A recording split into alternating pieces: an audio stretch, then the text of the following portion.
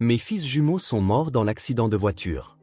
La police a dit, la mère envoyait des messages en conduisant. Ma famille m'a renié.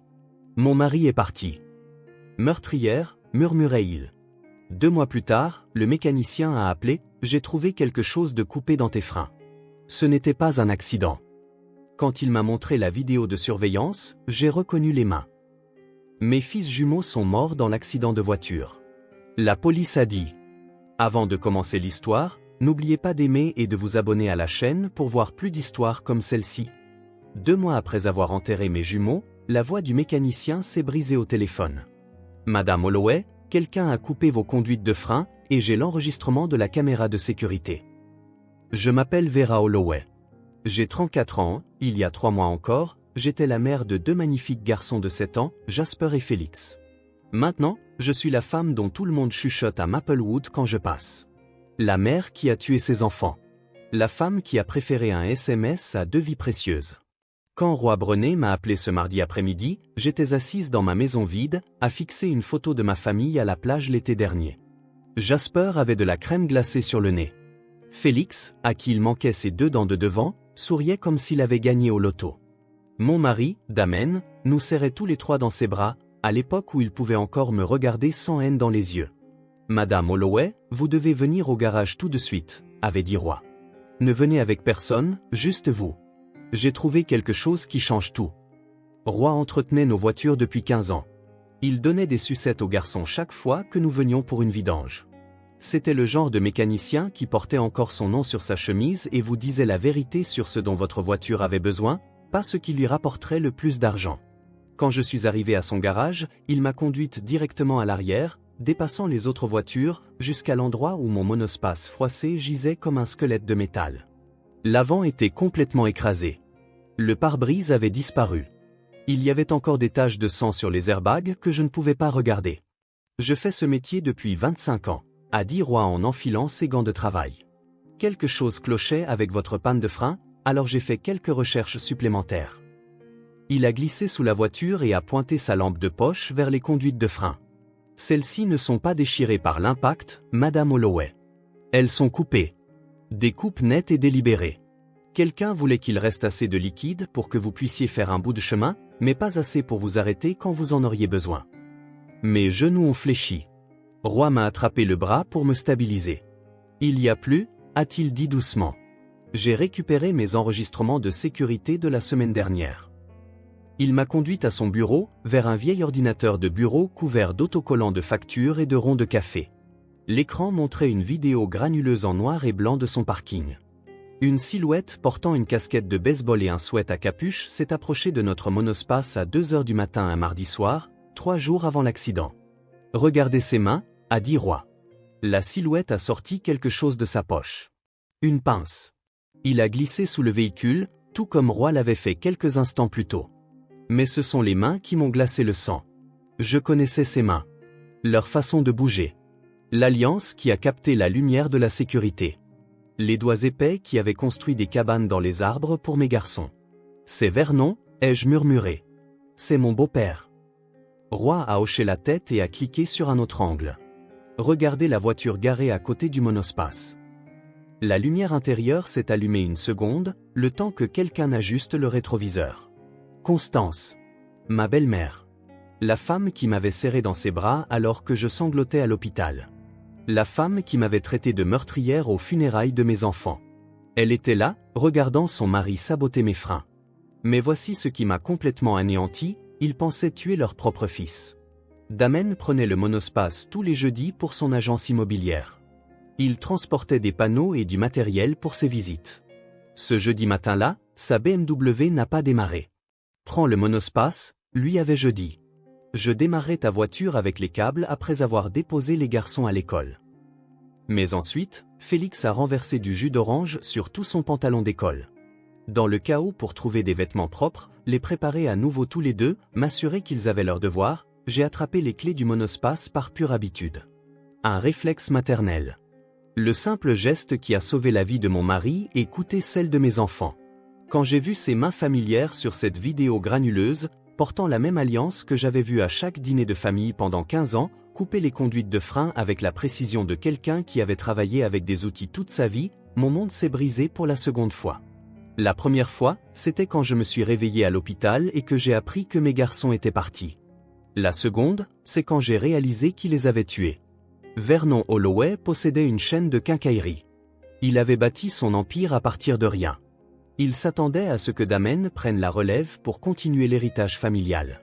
Quand Damen a refusé 3 semaines avant l'accident, choisissant sa carrière immobilière plutôt que les rêves de son père, Vernon l'avait traité de fils ingrat et avait dit qu'il le déshériterait. Mais Vernon avait trouvé un autre moyen de profiter de son fils, une police d'assurance vie de 3 millions de dollars qu'il avait souscrite 6 mois plus tôt. Damen n'a probablement jamais su qu'elle existait. Mes garçons sont morts parce que leur grand-père accordait plus de valeur à l'argent qu'à la famille. Ils sont morts parce que j'ai pris les mauvaises clés. Ils sont morts parce que 2 personnes qui prétendaient les aimer ont décidé que le meurtre valait mieux que la déception. Et pendant 2 mois, tout le monde a cru que j'étais la tueuse. La vie avant ce matin de septembre était d'une banalité magnifique. Je me réveillais à 6h30 pour faire des pancakes en forme de dinosaure, pendant que Jasper et Félix se disputaient pour savoir qui choisirait le dessin animé. Notre cuisine sentait toujours le sirop d'érable et le café, avec des dessins au crayon collés sur toute la surface du réfrigérateur. Les garçons venaient d'entrer en CE1 à l'école de Maplewood, et leur plus grand souci était de savoir s'ils seraient choisis pour l'équipe de kickball à la récréation. « Maman, on pourra avoir une glace après l'école ?» avait demandé Félix ce matin-là, son sourire édenté faisant déjà son effet sur moi. Il lui manquait ses 2 dents de devant et il sifflait en parlant, ce qui faisait rire Jasper à chaque fois. « Seulement si vous réussissez tous les 2 votre dictée, avais-je dit, sachant très bien que nous prendrions une glace de toute façon. J'étais ce genre de mère, celle qui disait non mais pensait peut-être, qui menaçait de conséquences mais cédait généralement au premier signe de leur sourire à faussettes. Damen m'a embrassé pour me dire au revoir à 7h15, comme tous les matins. « J'ai 3 visites aujourd'hui », a-t-il dit en ajustant sa cravate dans le miroir du couloir. La maison victorienne sur elle m'a enfin reçu une offre. On pourrait conclure d'ici la fin du mois. Il travaillait plus d'heures ces derniers temps, rentrant à la maison après que les garçons étaient déjà au lit, sentant une eau de Cologne que je ne reconnaissais pas, mais le marché immobilier était en plein essor, et je lui faisais confiance. C'est ce que 15 ans de mariage vous donnent, une fois aveugle que demain ressemblera à aujourd'hui. Ma belle-mère, Constance, avait appelé la veille avec une demande inhabituelle. Vernon et moi voulons emmener les garçons au chalet du lac ce week-end, avait-elle dit, sa voix plus douce que d'habitude. Pour vous donner, à toi et à Damen, un peu de temps seul. Dieu sait que les jeunes couples en ont besoin. Cela m'a semblé étrange car Constance proposait rarement de garder les enfants. Elle était le genre de grand-mère qui aimait farouchement ses petits-fils, mais les préférait à petite dose, généralement dans des restaurants où d'autres personnes pouvaient la voir jouer son rôle de grand-mère attentionnée. Vernon avait été différent avec les garçons. Il leur a appris à utiliser un marteau, les a laissés l'aider dans son atelier à construire des nichoirs. Ses mains dirigeront l'entreprise familiale un jour, disait-il en leur ébouriffant les cheveux avec ses doigts calleux. Jasper aimait l'odeur de la sciure et de la teinture pour bois. Félix préférait le rayon des bonbons du magasin, mais faisait semblant d'aimer les outils pour rendre son grand-père fier. Ce matin-là, je me sentais pressé, mais c'était normal. J'ai préparé 2 déjeuners identiques, beurre de cacahuètes et confiture coupée en triangles, tranches de pommes et briques de jus. Jasper avait oublié son livre de la bibliothèque, alors nous avons dû retourner à l'intérieur en courant. Félix ne trouvait pas son crayon porte-bonheur, celui avec la gomme en forme de voiture de course. C'étaient nos catastrophes quotidiennes, les petites urgences qui nous mettaient perpétuellement en retard de 5 minutes. « Maman, tu seras volontaire pour la sortie scolaire la semaine prochaine ?» a demandé Jasper alors que je l'attachais dans son rehausseur. Madame Patterson dit qu'on va au musée des sciences. « Bien sûr, mon chéri. J'ai déjà signé le formulaire. » La mère de Tommy ne se porte jamais volontaire, a ajouté Félix, compétitif même sur l'implication parentale. Il dit qu'elle est trop occupée. Je travaillais à temps partiel à la clinique vétérinaire de Riverside 3 jours par semaine, juste assez pour maintenir mes compétences à jour et contribuer à nos économies. Le docteur Brennan était flexible, comprenant que mes garçons passaient en premier. Je pensais passer à temps plein une fois qu'ils seraient un peu plus âgés, peut-être quand ils arriveraient au collège et auraient moins besoin de moi. Ma sœur Trina m'avait envoyé un texto la veille et à nouveau ce matin-là. Café demain ? J'ai besoin de passer du temps entre sœurs. Brad est encore un connard. Elle avait 4 ans de plus que moi, mais choisissait toujours les mauvais hommes. Brad n'était que le dernier d'une longue série de déceptions, un barman de 42 ans qui pensait qu'il allait devenir un musicien célèbre. En retard. On se voit à ? Avais-je commencé à taper à un feu rouge, prévoyant de terminer le message en me garant à l'école. Je n'envoyais jamais de SMS en conduisant. Jamais. J'étais la mère qui sermonnait les autres parents à ce sujet dans la file d'attente pour récupérer les enfants, qui partageaient des articles de sécurité sur Facebook sur la conduite distraite. Le soleil du matin peignait des rayures dorées sur les visages des garçons alors que nous descendions notre rue bordée d'arbres. Ils chantaient en chœur avec la radio, une chanson pop dont ils avaient appris toutes les paroles, malgré mes efforts pour qu'ils écoutent de la musique adaptée aux enfants. Le sifflement de Félix faisait de chaque son S une petite tornade. « Je vous aime jusqu'à la lune », ai-je dit en m'arrêtant devant l'école. « Et retour », ont-ils crié à l'unisson, détachant déjà leur ceinture de sécurité, impatients de rejoindre leurs amis dans la cour de récréation.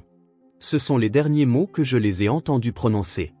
L'accident s'est produit à 8h48 sur Riverside Drive, là où la route tourne brusquement près de l'ancien moulin. J'avais déposé les garçons à l'école et me dirigeais vers le centre-ville pour retrouver Trina à notre café habituel.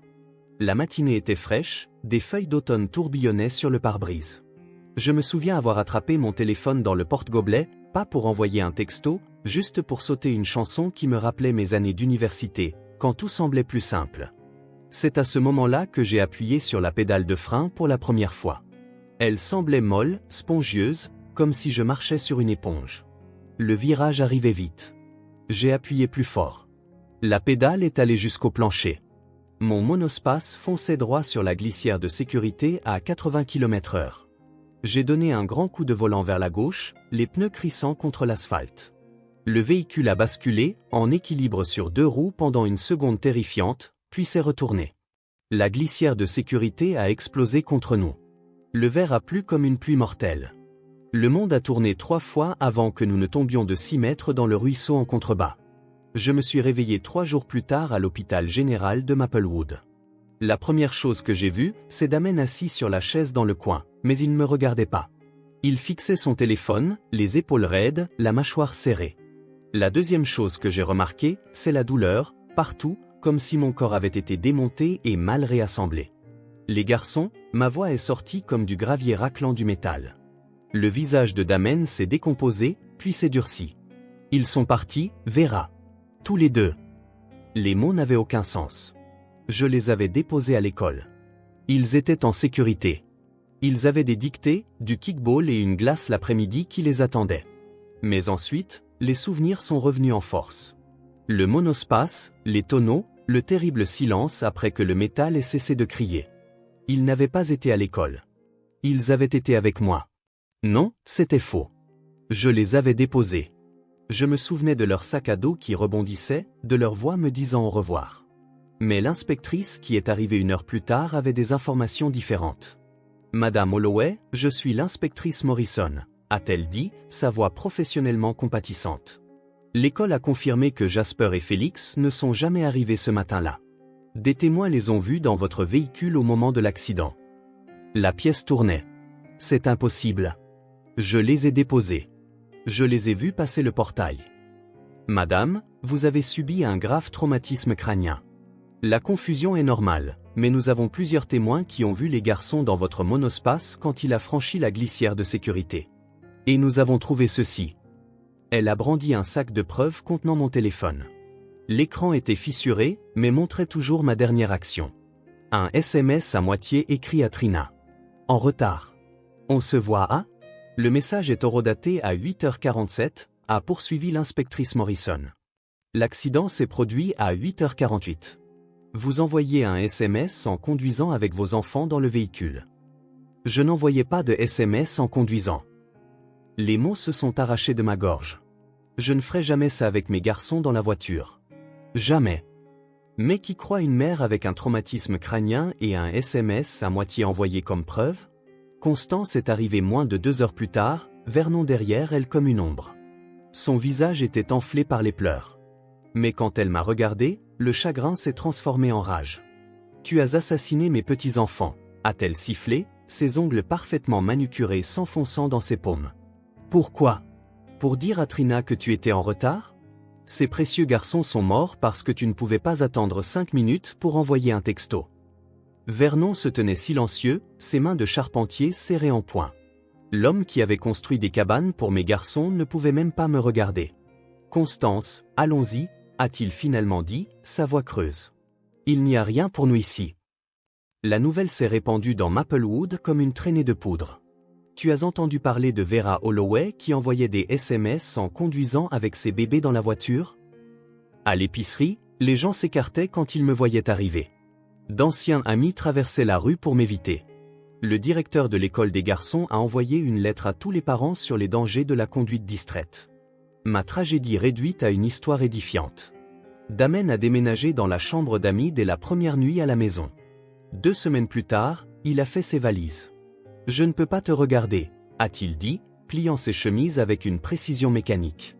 Chaque fois que je le fais, je les vois dans ce monospace, terrifiés, pleurant pour que leur mère les sauve pendant que tu tapais sur ton téléphone.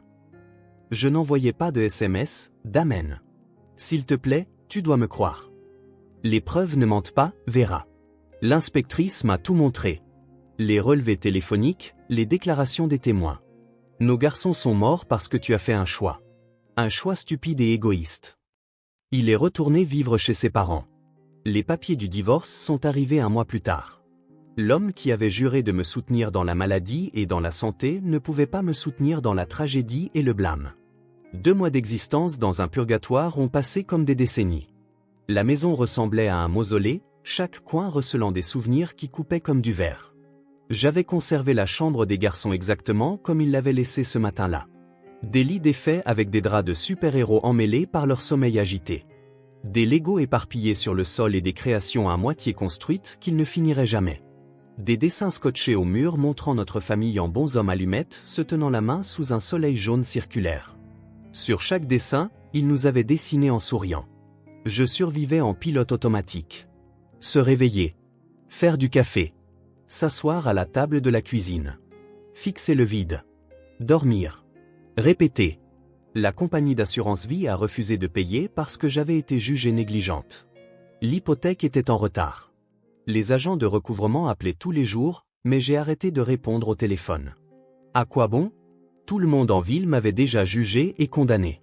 Trina essayait de venir me voir chaque semaine, apportant des plats que je ne mangeais pas et un réconfort que je ne pouvais accepter. Vera, tu dois te battre, disait-elle. Ça ne te ressemble pas. La sœur que je connais n'enverrait jamais de SMS en conduisant avec ses garçons dans la voiture. Les preuves disent le contraire, répondais-je, ma voix plate et morte comme tout le reste en moi. Mes parents étaient venus de Floride pour les funérailles, puis étaient repartis dans leur communauté de retraités dès que la dernière pelletée de terre a touché les cercueils. Papa m'avait serré dans ses bras une fois, avec raideur, comme si je pouvais le contaminer avec ma culpabilité. Maman avait murmuré « Comment as-tu pu ?» avant de monter dans l'avion. Il n'avait pas appelé depuis. La voiture avait été remorquée au garage de Brenay pour l'enquête de l'assurance. J'avais signé tous les papiers qu'il m'avait présentés sans les lire. Le métal tordu qui avait été notre monospace familial était la dernière chose à laquelle je voulais penser. Mais Roy Brenay n'était pas du genre à laisser les choses inexplorées. Un mardi après-midi gris, mon téléphone a sonné. J'ai failli ne pas répondre, supposant que c'était un autre créancier ou quelqu'un appelant pour exprimer son dégoût, mais le nom de Roy sur l'afficheur m'a fait hésiter. Il avait toujours été gentil avec les garçons. « Madame Holloway, il faut que vous veniez ici », a-t-il dit, sa voix habituellement joyeuse, sérieuse et tendue. « Ne venez avec personne, juste vous. C'est important. »« Roy, je ne peux pas regarder ce véhicule. S'il vous plaît, ne me demandez pas de faire ça. Vous devez voir ce que j'ai trouvé. Ça change tout. Tout, Vera. » Quelque chose dans sa voix m'a fait attraper les clés du vieux camion de Damen. Il avait pris la BMW en partant, abandonnant la Ford déglinguée qu'il avait depuis l'université. Le trajet jusqu'au garage de Brenay a duré 12 minutes. J'ai compté chaque seconde, me demandant ce qui pouvait encore avoir de l'importance. Le garage sentait l'huile de moteur et le café, des odeurs familières d'années d'entretien de routine et de discussions amicales en attendant les vidanges. Roy m'a conduit au-delà des bails de réparation habituels jusqu'au parking arrière où les dossiers d'assurance attendaient d'être traités. Mon monospace était dans le coin, compressé et brisé, sa joyeuse peinture bordeaux maintenant rayée et tachée de la boue du ruisseau. Je fais ce métier depuis 25 ans, a dit Roy en enfilant ses gants de travail. Quand ils ont amené votre véhicule, quelque chose m'a dérangé. L'enquêteur de l'assurance a juste regardé les dommages évidents, coché les cases et est parti. Mais je n'arrêtais pas de penser à ces garçons, à la façon dont vous les obligiez toujours à mettre leur ceinture avant même de démarrer le moteur. Il a attrapé une baladeuse et a glissé sous l'épave. Regardez ici, a-t-il dit en pointant les conduites de frein. Vous voyez ces coupures? Elles ne sont pas dues à l'impact. Elles sont nettes, précises. Quelqu'un a coupé ces conduites avec des outils. Probablement des cisailles d'aviation. Ils ont laissé juste assez de liquide pour que vous puissiez faire un bout de chemin, mais pas assez pour vous arrêter quand vous en aviez vraiment besoin. Mes jambes ont flanché. J'ai attrapé le pare-choc froissé du monospace pour me stabiliser. Quelqu'un a essayé de me tuer. Quelqu'un a essayé de tuer quelqu'un, a corrigé Roy en sortant de sous le véhicule. La question est, qui était censé conduire ce matin-là? Alors, ça m'a frappé comme un coup de poing. Le jeudi était le jour habituel de Damen pour prendre le monospace. Il transportait des panneaux immobiliers, des décorations de jardin et du matériel de mise en scène pour ses propriétés. Il s'en plaignait constamment, disait que ça lui donnait l'air moins professionnel, mais admettait que c'était pratique. Ce jeudi matin-là, sa BMW n'a pas démarré. Prends le monospace, lui avais-je dit en préparant les déjeuners des garçons. Je démarrais ta voiture avec les câbles après les avoir déposés à l'école. Mais ensuite, Félix avait renversé du jus d'orange sur tout son pantalon d'école. Dans le chaos pour trouver des vêtements propres, s'assurer qu'ils n'étaient pas en retard, les attacher tous les deux pendant qu'ils se plaignaient de manquer la récréation du matin, j'avais attrapé les clés du monospace par pure habitude. Un réflexe, une routine de mère qui a sauvé la vie de mon mari et coûté celle de mes enfants. Roy, avez-vous des caméras de sécurité? Il a hoché la tête sombrement. J'ai eu la même pensée. Laissez-moi vous montrer ce que j'ai trouvé. Roy m'a conduite à son bureau en désordre, dépassant des factures jaunies par le temps et un calendrier affichant toujours le mauvais mois. Son vieil ordinateur de bureau s'est mis en marche en vrombissant, l'écran vacillant avant d'afficher plusieurs fichiers vidéo datés de la semaine précédant l'accident. Il a cliqué sur un fichier intitulé « Mardi 2h ». La vidéo granuleuse en noir et blanc montrait le parking derrière le garage de Brenay où les clients pouvaient laisser leur véhicule pendant la nuit. Notre monospace Bordeaux était dans le coin le plus éloigné, à peine visible sous l'unique lumière de sécurité. Une silhouette est sortie de l'ombre, marchant d'un pas décidé, portant une casquette de baseball tirée bas et un sweat à capuche sombre. « Regardez les mains » a dit Roy doucement. La silhouette a sorti quelque chose de sa poche. La lumière de sécurité a capté l'éclat métallique de cisailles d'aviation. De qualité professionnelle, le genre vendu dans les quincailleries. Il s'est agenouillé à côté de notre véhicule, puis a glissé dessous avec une aisance pratiquée. Ses mains travaillaient méthodiquement, délibérément, mais c'est quand il est ressorti et s'est légèrement tourné vers la caméra que mon sang s'est glacé. L'alliance à sa main gauche a capté la lumière. Un large anneau en or avec 3 petits diamants que Vernon portait depuis 40 ans. La même bague que je l'avais vu tourner quand il était en colère. Les mêmes mains qui avaient construit les cabanes de mes garçons détruisaient maintenant leur avenir. C'est Vernon, ai-je murmuré, ma voix à peine audible. C'est mon beau-père. Roy a hoché la tête et a cliqué sur un autre fichier. Il y a plus. Regardez la voiture garée à 20 pieds de là. Une berline sombre était dans l'ombre. Quelqu'un était visible sur le siège du conducteur. La personne a bougé, ajustant le rétroviseur, et pendant une seconde, la lumière intérieure a illuminé son visage. Constance. Elle était là, à regarder, s'assurant que son mari accomplissait sa tâche. La femme qui avait tenu mes garçons dans ses bras quand ils étaient bébés, qui leur avait chanté des berceuses, était assise, complice de la planification d'un meurtre. Je dois faire des copies de ces fichiers, a dit Roy, sortant déjà des clés USB. C'est la preuve d'une tentative de meurtre. Ils essayaient de tuer Damen, ai-je dit, les pièces du puzzle s'assemblant avec une clarté horrible. Il prenait toujours le monospace le jeudi. Il connaissait son emploi du temps.